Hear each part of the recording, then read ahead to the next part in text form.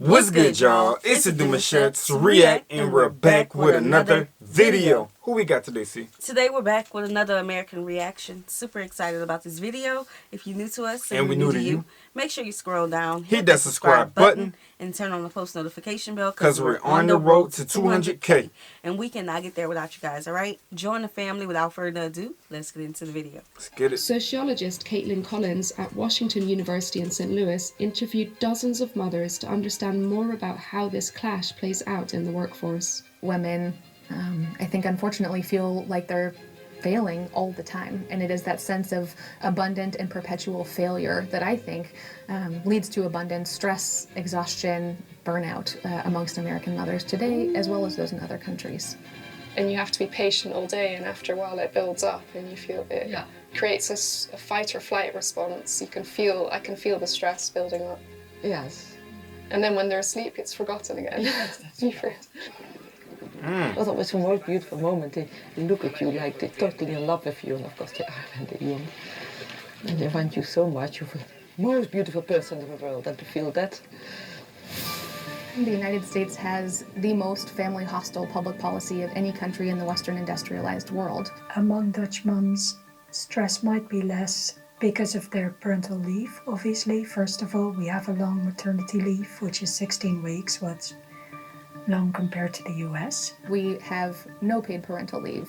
That means that a lot of folks, men and women included, work right up until they have a baby. I can't tell you how many women I've interviewed who told me they were responding to emails on their phone while they were in labor between contractions in the hospital. Oh, wow. That is not the norm in other countries. We have 4 weeks before childbirth, so you have to take them. You know, not every mother might need those 4 weeks. I worked up until childbirth for each of my children, but not in the office, you know, from home. And that helps definitely in calming down or making your physiology a little more, you know, relaxed. Also, just the fact that in that first week you have help in your house, there's the maternity nurse, it helps. The United States, to be honest, is a laggard in this regard. We have no universal child care, no universal social insurance entitlement, no federal minimum standard for vacation and sick days. And what this means is that in the United States, most parents have to adopt private solutions to reconcile their caregiving with their paid employment. And when we leave it up to individual parents to reconcile these competing demands, what we get is disparities reproduced between typically wealthier, more highly educated workers who can secure, for example, daycare facilities that are open the hours that they work to help care for their kids. And it is lower income, vulnerable, and hourly wage workers who most need access to work-family policies and at the same time are least likely to have access to them. There's lots of things that are different in our culture from the... Oh, okay. That was a lot in a little bit of time. Okay, Sure let's was. talk about the maternity leaves in the house. Now, of course, with time and maturity, in the end, our last baby, we were able to have the works, right? We had a whole midwife team. We had a doula, a pelvic floor therapist, a massage therapist, and what was the other one I had? A chiropractor. Yeah. So I had the works, but with our oldest son, I was in school. Yes, I was one of those people. I was in the middle of a final having contractions. I was in college, having a final in college, right before I had my baby. So Facts. yes, there was a lot of things that I didn't know, but in the end, yes, it all falls on individuals and what they can afford, what they know to get, you know. But y'all having a maternity nurse at your house before you even deliver? It's like a bonus package for y'all. Yeah, and I feel like we definitely not. Well, I can't say we, but I feel like ladies out here in America, they definitely do need something that can help with this whole the ease in the mind situation when it comes to having a baby, especially when you have like studies or you have work that you're supposed to. If you're a big person on your job, at least, you know what I'm saying. Yeah. That's like you're supposed to have all that stuff taken care of to where you can have your baby and not stress and not have to get right back on your feet right after that, because the study says that a woman goes through things after having a baby as well. So it's not just having the baby and then they're normal. They have the baby and then their body has to function again, because that's 9 months of carrying. You got 9 months to a year to get back on your feet again. Right. So it's a lot that I feel like they know this stuff already. They do. To overlook it so much, like they know about this. They leave it up to us to figure it out, and that's okay. But I mean, I don't know. It's just when you, especially think about a first time mom who don't know you're supposed to get this, you're supposed to get this, you're supposed to get this. Yeah. They don't know. Nah, but they don't. in there is they consider it rights. They don't consider it benefits. You know, like when it comes to healthcare. So yeah, it's a difference. That is a difference. US in terms of mother's stress, going back to work is after 16 weeks, but for most of our mothers, that's just for 2 or 3 days a week. It's not all positive. That has downsides to it as well, because our childcare system is good, but it could be better, I'm sure. But there's the positive side is that it's our culture might be a little more family focused and a little less work focused than the US. So you've got these competing cultural expectations, this ideal worker model, which suggests all your time and energy should be focused on your job. And then you've got these intensive mothering expectations that say all of your time, energy, attention, and money should be invested in your children's well-being. Being caught between these cultural ideals really leaves women feeling overwhelmed, exhausted, burned out, and to be honest, tremendously guilty. I've interviewed working mothers in the US as well as in Sweden, Germany, and Italy, and I do have to say that here in the United States, working mothers really stood apart in the amount of guilt that they expressed to me in feeling these competing cultural norms and feeling caught in the middle of them, right? They felt this double bind that they were failing on the job and that they were failing their families and in particular their children. And to me, this gets to the heart of why it matters that we study motherhood, right? I can't tell you how many times I sat down with mothers, whether it was at their dining room table or in their living room or in a cafe near their work or maybe even in their office with the door closed in the middle of a work day. And moms broke down in tears, telling me that they felt they were failing their children, that they didn't have enough hours in the day and enough time and energy to devote to their children in the way that they thought their children deserved. And to me, that suggests there's something we need to do about these cultural ideals that say that mothers need to devote all of their time and energy to their kids. And at the same time, we need to do something about these ideal worker norms that suggest that workplaces deserve an all-absorbing commitment from their workers. So do you think, this is a question for you, C. Do you think that more pay will help them be more, comfortable with not being able to run back to the job as soon as possible? More pay too, but I think it's flexible working hours and it depends on the job description ultimately. And that's why we saw so many people during the pandemic and after the pandemic wanting work from home jobs. Yeah, because they want to be home. When they had that experience, that alone let them know that, whoa, hold on, I'm really missing out on a lot of family moments. Yeah. You know what I'm saying? And the reason why I asked for more pay towards you with that question was because I feel like having a work mentality is okay, but being able to work and be comfortable knowing that your bills and everything else is being paid where you're also, in position to add on to your finances would just kind of get you out of that funk to say, I have to run back to the job and work so my children can be fed in those experiences that they're, they need to have as children can continue to be had.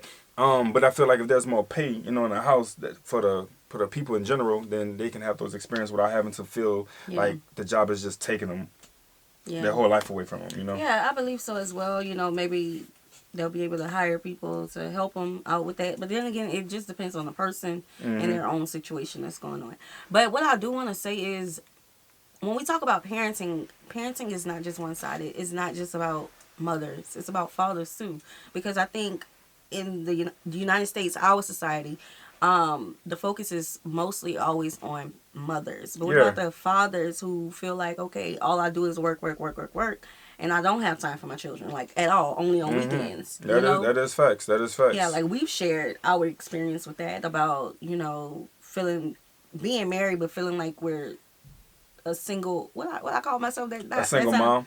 A single married mom. Single married mom. Because of our work life. And we talked about the changes that we did to get out of that. Both of us, Yeah, that's a success story. Yeah, and our children are happy now. Yeah. With the decisions we made. Yeah, we're going to dive into it. It's not a focus on overwork. There is in some jobs, obviously, and in some areas of work, but I think in general we don't have that overwork culture. I think if people have the choice, which unfortunately a lot of people don't, but if they have the choice, they will choose a job that they're home at 6 and they'll choose to work a little less. I think you see many more parents these years working 4 days a week, both of the parents, nowadays than even 10 years ago. And I think, it's fine going home at 4 or 5 is okay, as long as you put in your hours, which is 40 hours a week. We don't have a culture that stresses excellence, so you don't have to excel.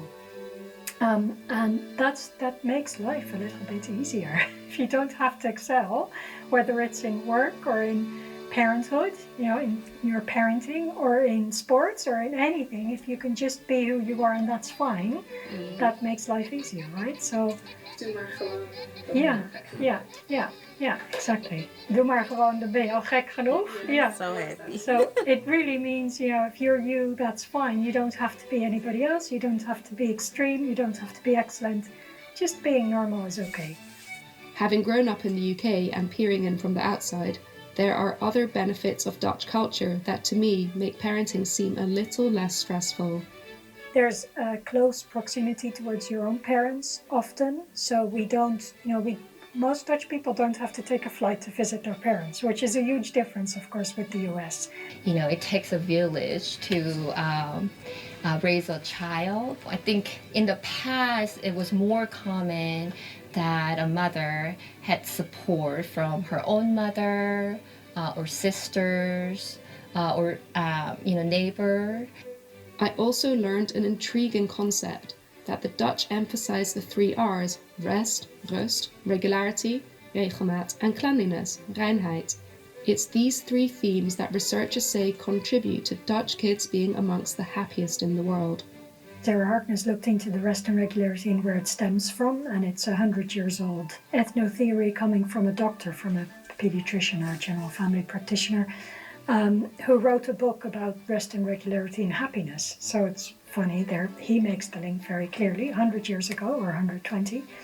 So rest and regularity is not only great advice, it's also an excellent example of how adaptable societies are and how quickly societal norms can be changed when they improve people's lives. Many Western industrialized countries have implemented a series of work-family policies like paid parental leave, high-quality, affordable, universal childcare, and a series of benefits like robust paid vacation and sick days to help parents reconcile paid work with caregiving. We need to change that narrative from early on, even before pregnancy, just that general social narrative of what pregnancy and birth should be like. And yeah, I think also being aware that this Generation. Yeah. I feel like these conversations always need to be had, especially these conversations. Excuse me. But my question is, if this video struck a nerve to you, when was the first time when you realized that, wow, I'm working more than I'm experiencing my children? You know what I'm saying? Because sometimes, like, you have your first child, and you say, I got to get back to work. Right, you know what I'm saying? Your second child, and you be like, hold up. I didn't have this. Now that I'm having my second child, like, now I can think about all the stuff that I want to do differently from my first experience. And then you start to realize that the job ain't backing you up with it, and everything else that's not aligned with you having a proper experience with your birth. So when was that first experience like for most women out there who want to have that conversation? Right. Well, I'm gonna share my little experience. Let's talk about it. Let's get it. I remember having that feeling when, you and I, we were both in college at this time, and I was working 2 jobs at that time, and you was working, and we had to send our son to daycare at 7 weeks old. Yeah. And I was like, I can't do this. Remember, every time how our schedule was, you got off of work at 12. I had to go to work at 12 a.m. to 6 a.m. I had to go to work at 6 a.m. And once you took a nap with him, I would tell you to come bring him to me for me to see him at work. Yep. On your breaks. I always do that. Like, he never missed a day because I was missing my baby. And I remember saying, when we have another kid, we ain't doing this. And so I graduated being pregnant. I was, 8 months pregnant. With our second born, you was definitely pregnant. I was 8 months pregnant for college graduation. And then after that, I was like, we got to make a change. I'm not sending my baby to daycare. That was only supposed to be for 6 months. But look at us now.